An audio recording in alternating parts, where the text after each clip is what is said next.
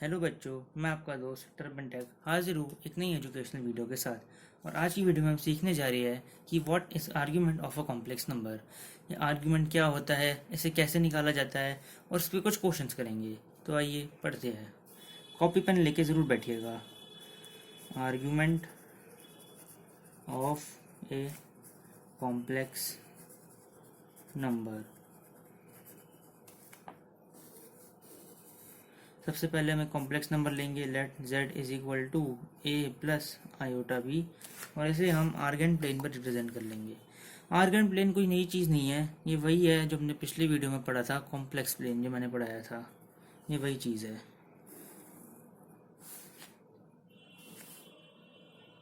जिसमें x और y आता है। ये हम स्केल से बना रहे हैं, नहीं तो कई बार गलती हो जाती है और बेइज्जती हो जाती है, तो स्केल से ही बनाना बेहतर है।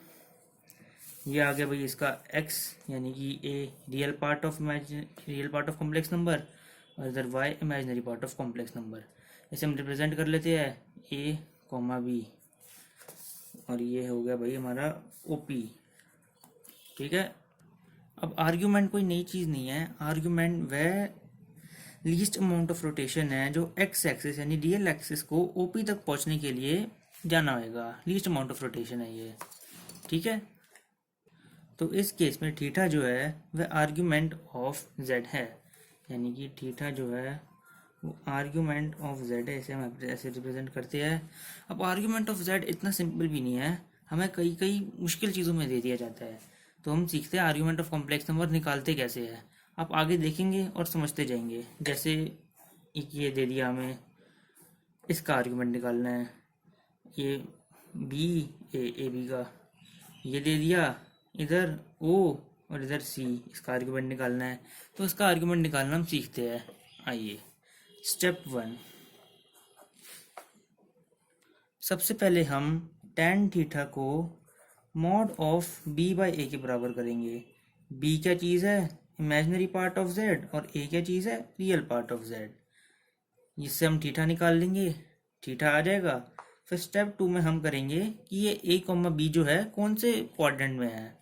अगर ये फर्स्ट क्वाड्रेंट में है तो इफ़ हमारा जो कॉम्प्लेक्स नंबर है z lies in first quadrant, if it lies in first quadrant, then हमारा जो कॉम्प्लेक्स नंबर होगा वो होगा थीटा, यानी कि आर्ग्यूमेंट ऑफ z जो है वह होगा थीटा।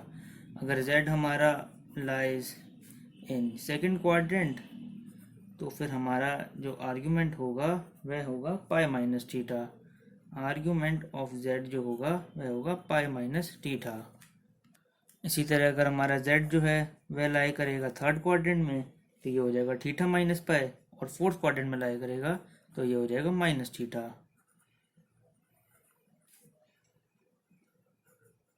हमारे पेन को पता नहीं क्या हो गया, आज ही करना था जब मैंने वीडियो बनानी है।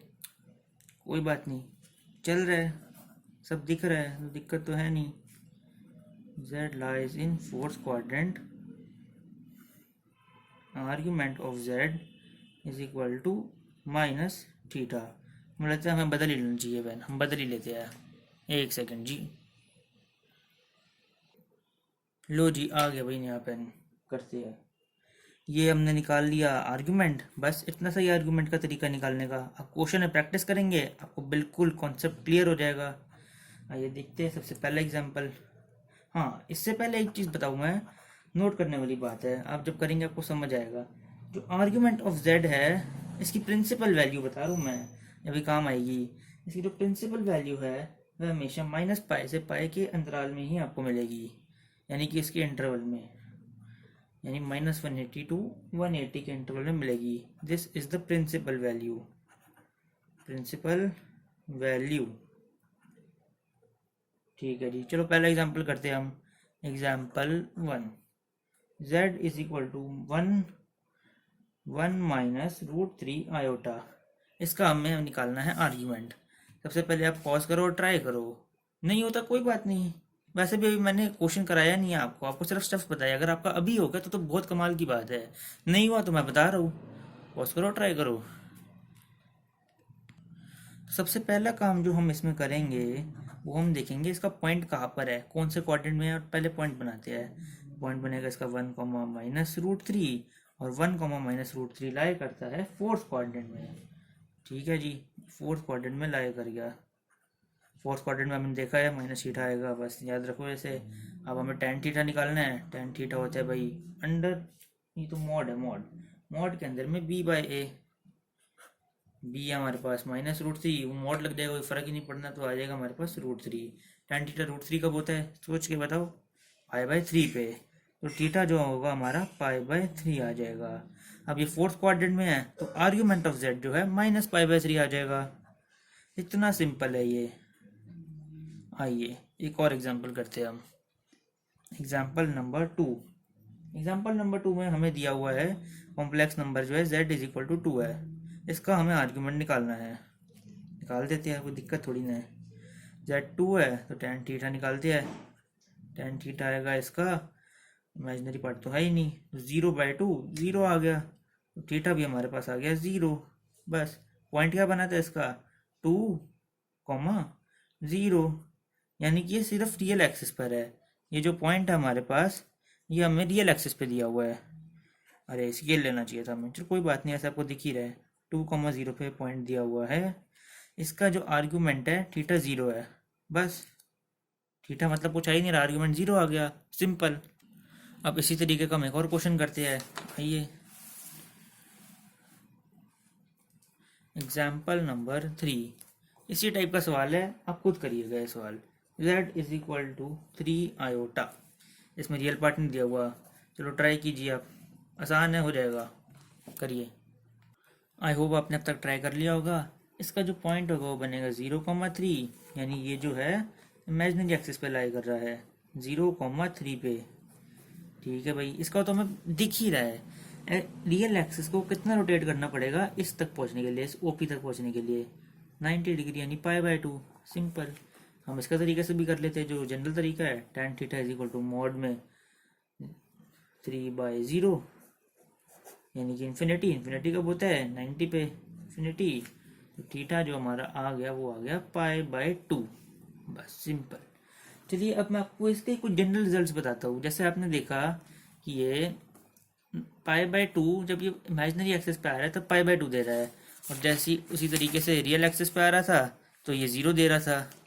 ये कुछ रिजल्ट्स है, जब आपको याद होंगे तो आप MCQ क्वेश्चंस में आसानी से कर दोगे, 1 सेकंड में जवाब आ जाएगा। आइए देखते हैं वो रिजल्ट्स। और उन रिजल्ट्स को बताने से पहले मैं आपको एक और चीज़ बताना चाहता हूँ। जैसे हमारे पास ये एक कॉम्प्लेक्स नंबर दिया हुआ है, वो दिया हुआ है यहाँ पे OP। तो ये जो हमें इसके ढूंढने के लिए जा रहे हैं, इसके पास जा रहे हैं, ये हम रोटेट कर रहे हैं एंटी क्लॉकवाइज डायरेक्शन में, एंटी क्लॉकवाइज डायरेक्शन में।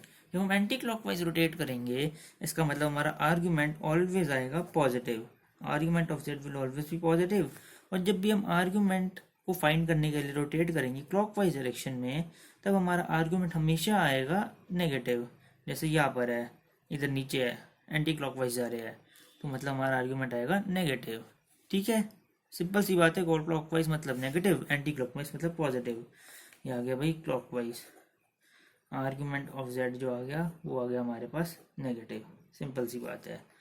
अब एक और चीज़ बता देता हूँ मैं आपको नोट करके, वो जो रिजल्ट बोल रहा था मैं।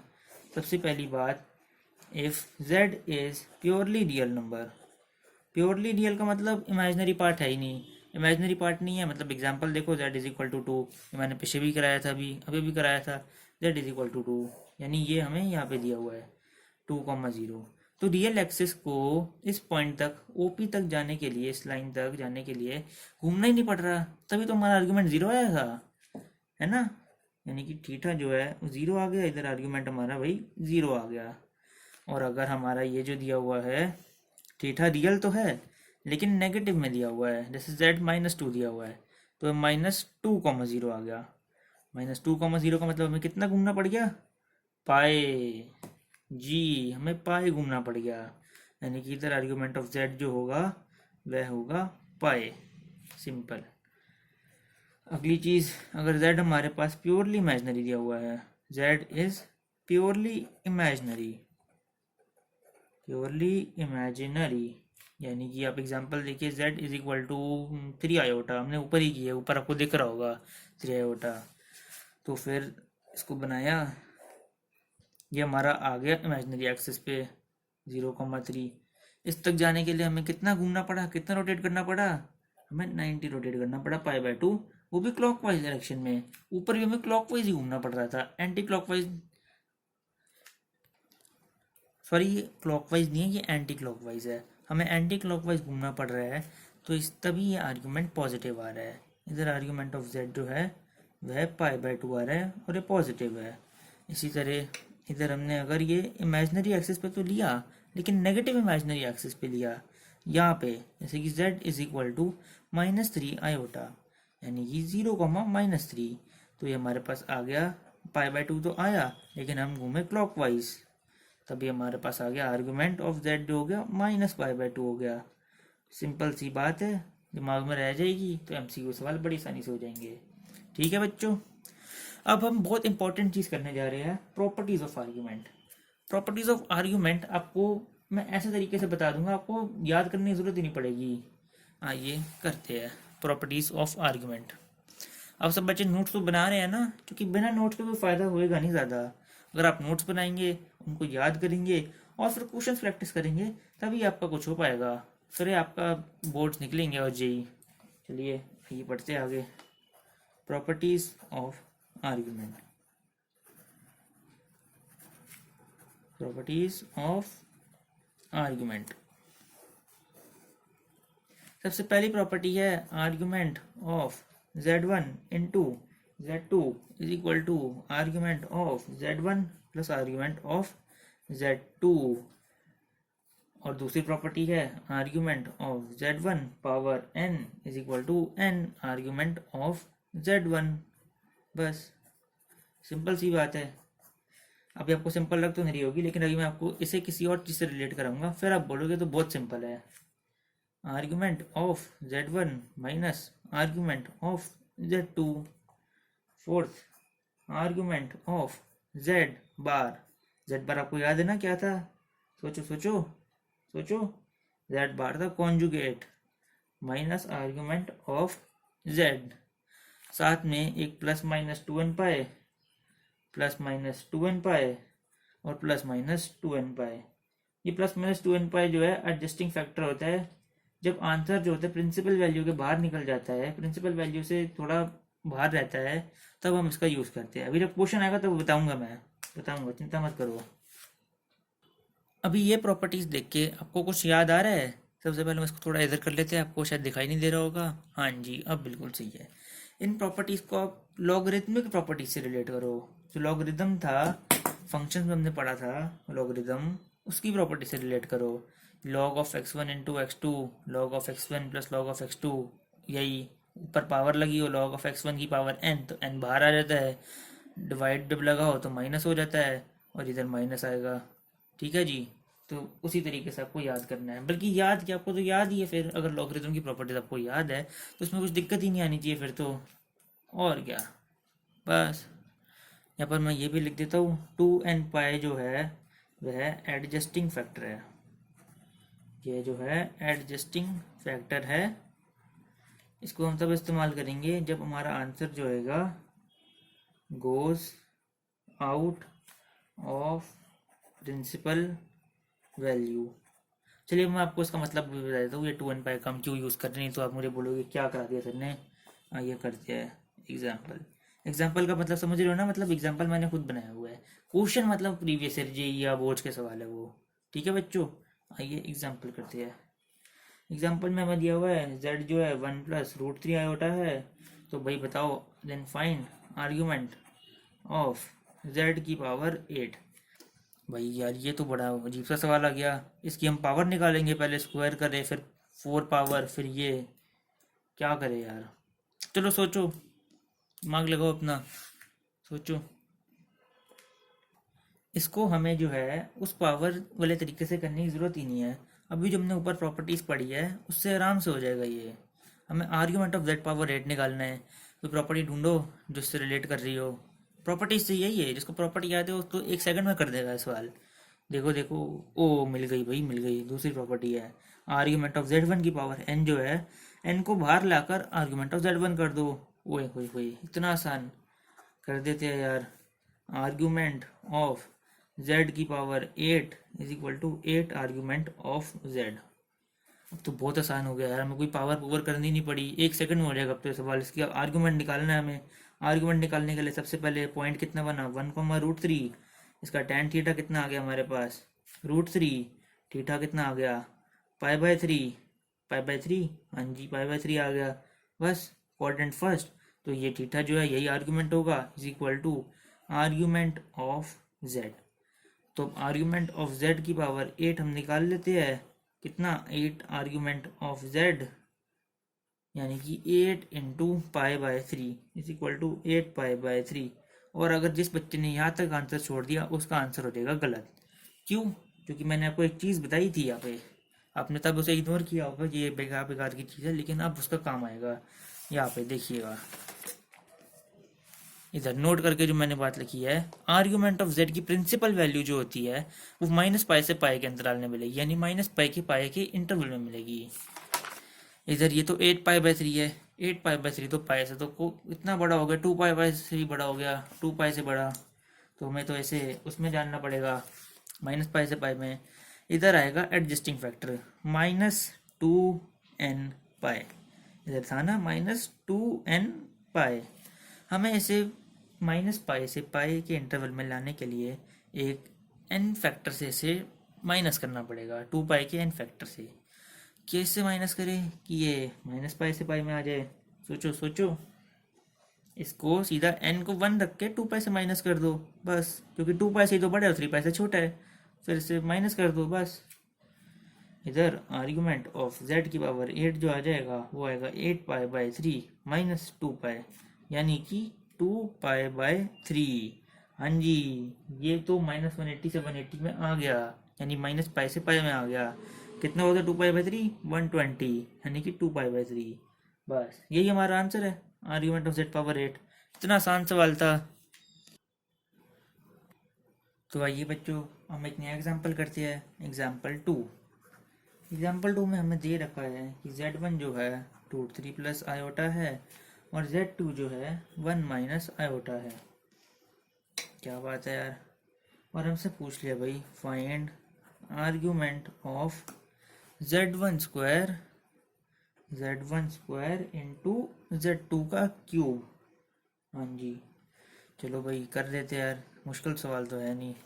आप खुद ट्राई करें। सबसे पहले सवाल प्रॉपर्टीज़ है, प्रॉपर्टीज़ ऊपर लिखी भी हुई है, हमने प्रॉपर्टीज़ लिखी हुई है, तो वो तो बहुत ज़्यादा आसान सवाल हो गया। आइए करते हैं। अरे थोड़ा जूम कर देते हैं, हाँ जी बिल्कुल सही। खुद ट्राई कीजिए पहले ये सवाल आराम से। आई होप अभी तक आप सब बच्चों ने ट्राई कर लिया होगा। अब मैं आपको करके दिखाता हूँ ये सवाल। Argument of z1 square into z2 cube हमें निकालना है। सबसे पहले argument of z1 square into z2 cube, हमने जो ऊपर प्रॉपर्टी पढ़ी थी argument of z1 into z2, उससे हमें सवाल कर देना है। Is equal to argument of z1 square plus argument of z2 cube plus -2nπ। बस सिंपल। अब इसे हम आगे इवेल्युएट कर लेते हैं। ये अगली प्रॉपर्टी थी, ये वाली प्रॉपर्टी हमने पिछले क्वेश्चन में भी लगाई है, 2 argument of z1 plus 3 argument of z2। हाँ जी, अब भाई हमें आर्ग्यूमेंट ऑफ z1 निकालना है। इधर आर्ग्यूमेंट ऑफ z1 निकालते हैं। आर्ग्यूमेंट ऑफ z1 निकालने के लिए हमें सबसे पहले tan थीटा निकालना है। tan थीटा कितना आएगा, tan थीटा आएगा 1/√3, आप सबको समझ आ ही रहा होगा।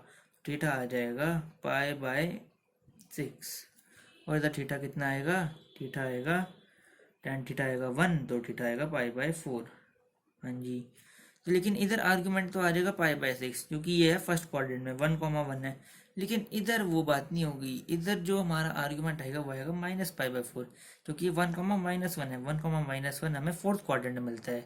लिखिए 1,-1 जो है हमें फोर्थ क्वाड्रेंट में मिलता है। 1,-1 इधर मिलेगा हमें कहीं पे फोर्थ क्वाड्रेंट में। और ये तो हमने पढ़े थे, यहाँ पे माइनस थीटा होता है। बस सिंपल, ये हो गया -π/4 इधर आर्ग्यूमेंट, और इधर आर्ग्यूमेंट होगा π/6।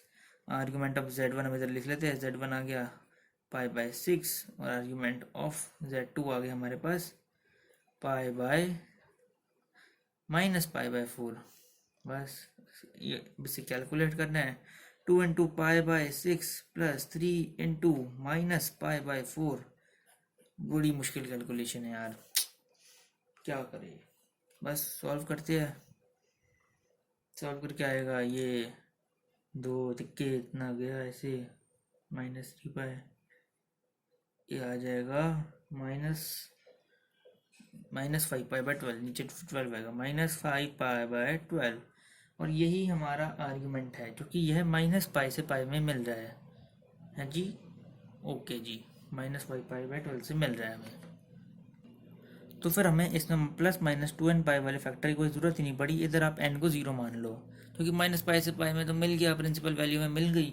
यही हमारा आर्गुमेंट है, बस आ गया आंसर। तो मुझे उम्मीद है आपको ये लेक्चर ज़रूर समझ आया होगा। आप प्लीज़ इसमें मुझे कमेंट करके बताइएगा मैं और क्या क्या अच्छा कर सकता हूँ, आपको कैसे और पढ़ा सकता हूँ, कैसे पढ़ा सकता हूँ, आप कमेंट करके ज़रूर बताइएगा।